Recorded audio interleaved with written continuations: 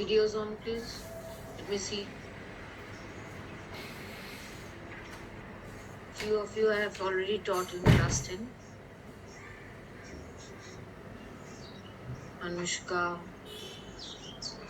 Shubhani.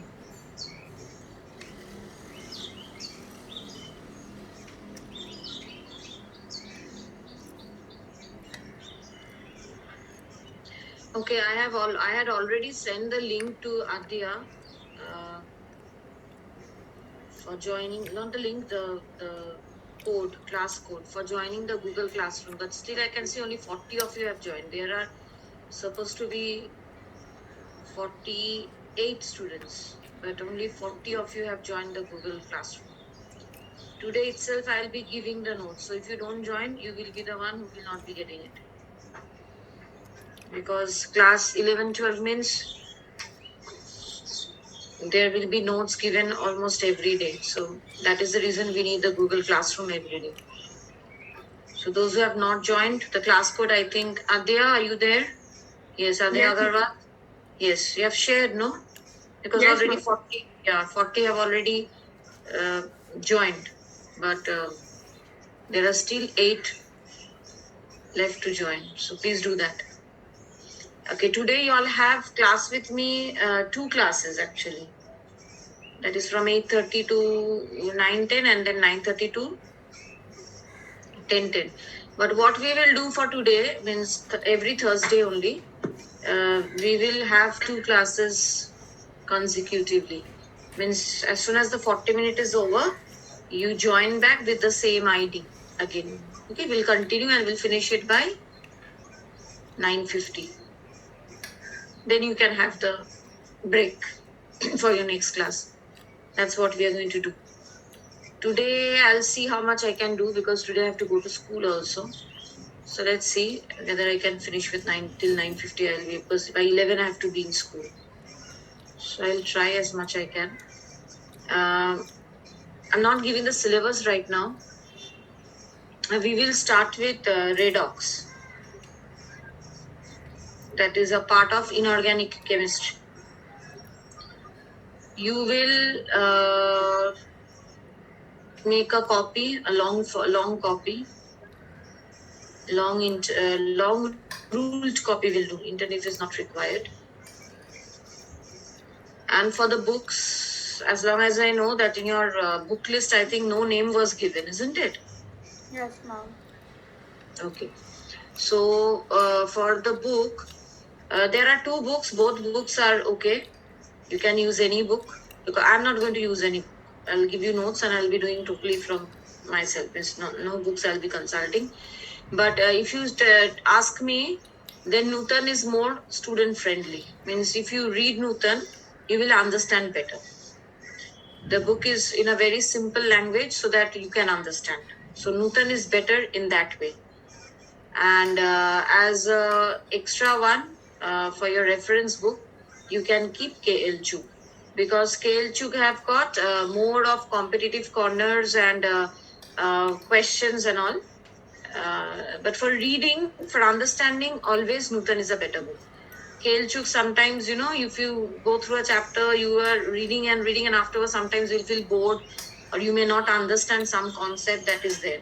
But Nutan language is very simplified language, student friendly language, so it's better.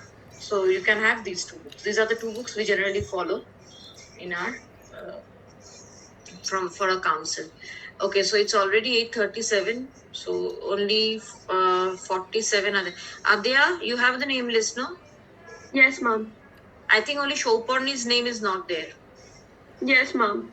Yeah. So add her. So there are 48 altogether. Yes, Now ma'am. in the meeting room there are 47. So that means 2 are absent.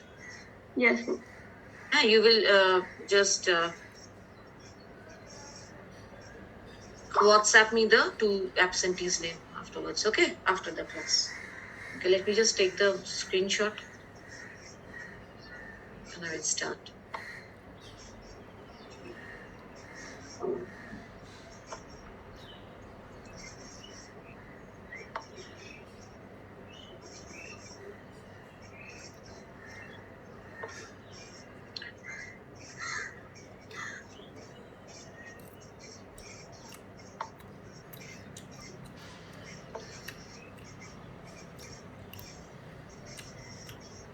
Okay.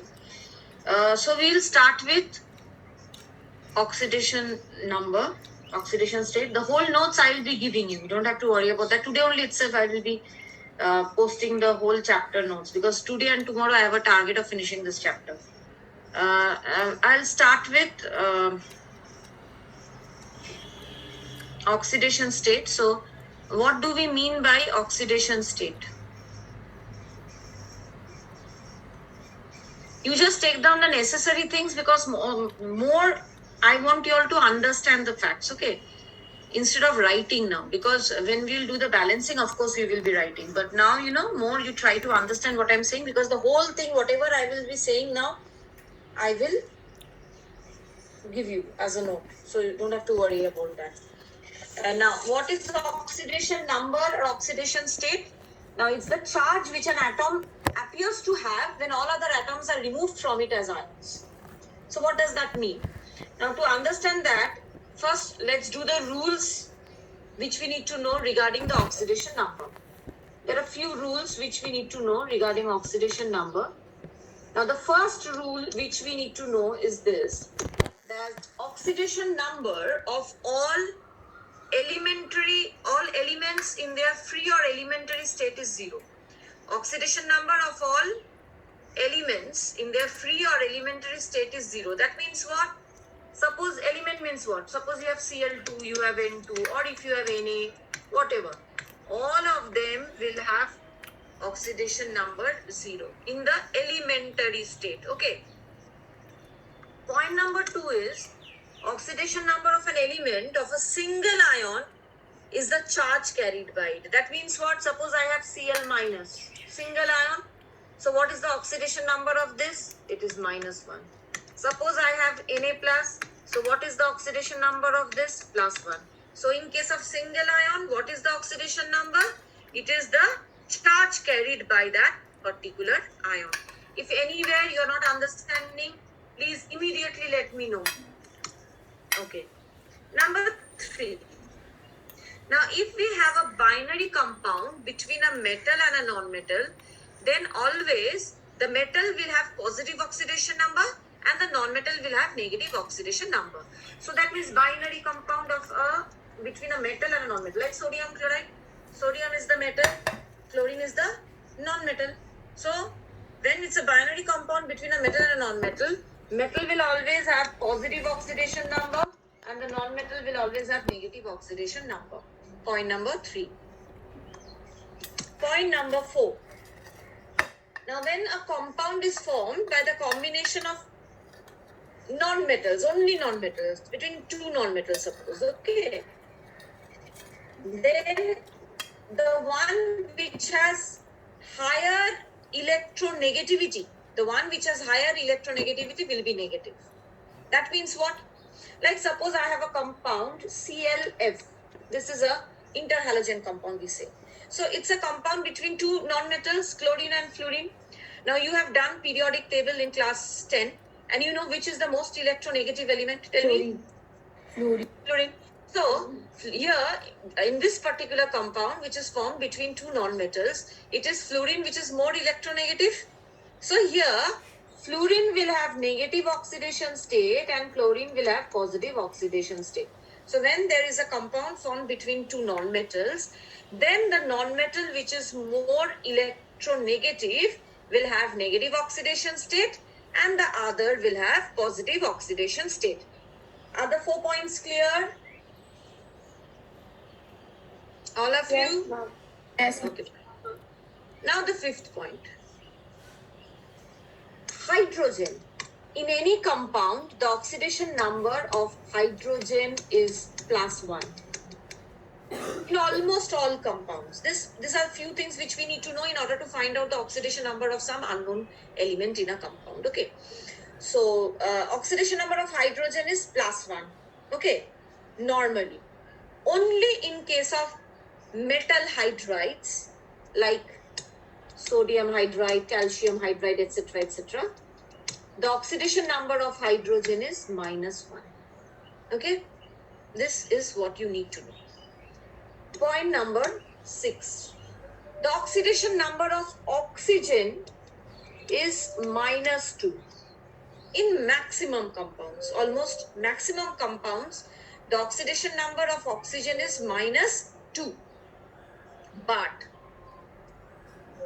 in peroxide, the oxidation number of oxygen is -1, and in superoxide, the oxidation number of oxygen is -1/2. And oxygen is the second most electronegative element. Fluorine is the most electronegative element. After fluorine, who comes? Oxygen. So only if oxygen is forming a compound with fluorine, then its oxidation number will be positive. Like in this particular compound OF2, the oxidation number of oxygen is +2. Clear? Why? Because fluorine is more electronegative. So only in this case, the oxidation number of oxygen will be +2, and in O2F2, the oxidation number of oxygen is +1. That's it. Now, for neutral molecules, like neutral molecule means any compound, like calcium carbonate. Okay, the oxidation number, the sum total oxidation number of all the elements will be equal to 0. That means if we sum up the oxidation number of calcium, come out to be 0. So for neutral molecule, the oxidation number will always be equal to 0. Am I clear what I'm saying? And if you have a complex ion means like what? Suppose I have SO4 2-. Okay, then in that case, the sum of the oxidation number of the elements present in that ion will be equal to the charge carried by that ion. That means what?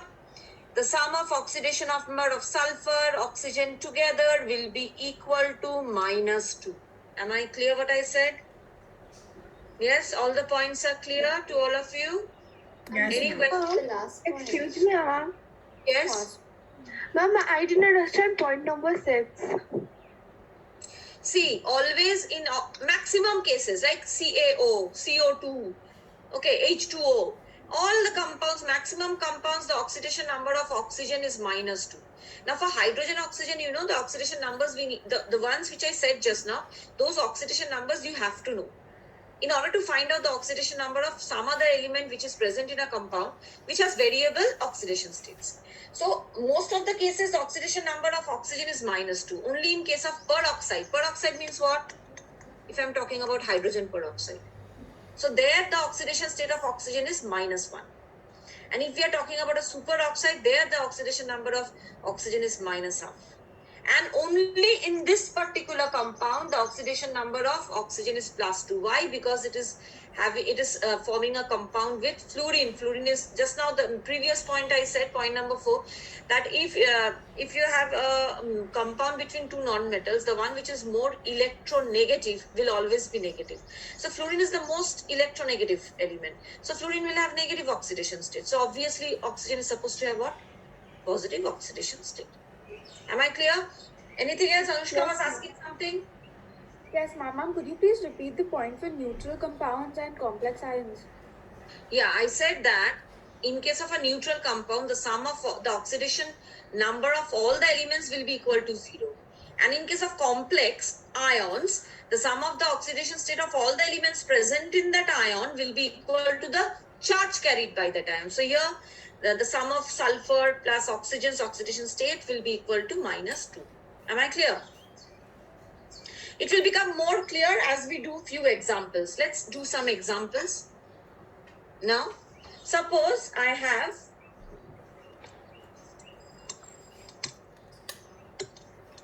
sodium ferrocyanide. I'm asked to find the oxidation state of iron here. Find out the oxidation state or oxidation number of iron. So what do we do? Remember the first point, what did I say? That for ions, single ions, oxidation number is equal to the charge carried by that ion. So the first one what we have is sodium. Sodium plus 1. Yes. So there are 4 sodium. So 4 into plus 1. Plus iron is the one which we have to find out. We don't know. So let's take it that as X. So that's X. Okay. Then we have 6 Cn. And what is the charge of that ion? Cn is minus. So 6 into minus 1 equal to should be what? 0. Because what did we say? Sum of all the oxidation state of all the elements present in the compound will be equal to 0. So what is the value of X? What do you get X as? 2. Yes, plus 2. Yes, one thing. One very important point here. The difference between valency and oxidation state. Two main differences. This is also an important question which is often asked. Now, valency doesn't have any charge. If we are saying what is the valency of oxygen, we will say 2. What is the valency of sodium? We will say 1. But what is the oxidation state of oxygen in oxide? Minus 2. What is the valency of what is the oxidation state of sodium? So this is the first point, that is valency does not carry any charge, but oxidation states have charge. If it's not 0, then it has a charge. Second point is valencies can never be fractional. It cannot be half. But oxidation states can be fractional. So these two are the main differences between valency and oxidation number. Am I clear? Fine. Let's do two more examples here. So next, my second example is, suppose I have C6H12O6 and I'm asked to find the oxidation number of carbon here. Okay, so what do? 6 into X plus 12 hydrogen. What did we say? What is the oxidation state of hydrogen maximum? Plus 1. Plus 1. Plus 6 into oxygen most cases equal to 0. So what is X here? Yes. So the oxidation state of carbon in this particular compound is 0.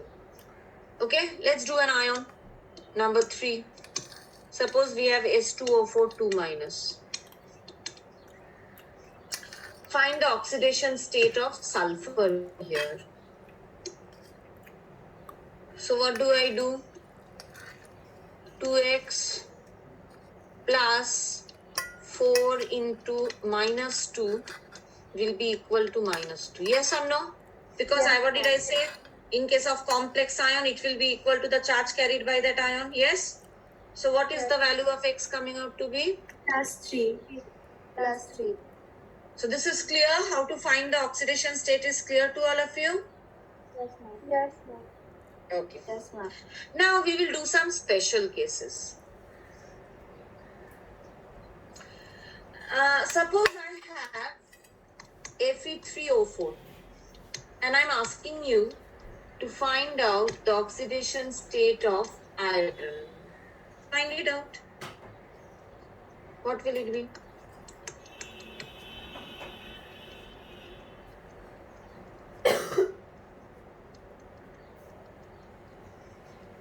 Yes or no? Yes, ma'am. Okay.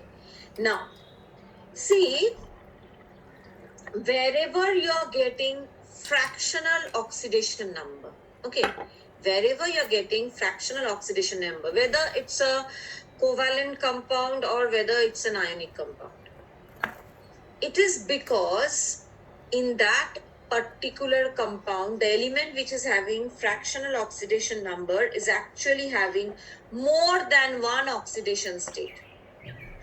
And it's actually the average of those oxidation state. Means what? See here, Fe3O4 is actually a mixed oxide. We call it a mixed oxide. It's actually an oxide of FeO and Fe2O3. Fine? Now, in this particular compound, in FeO, what is the oxidation number of iron? See, a compound as a whole is 0. So, oxygen is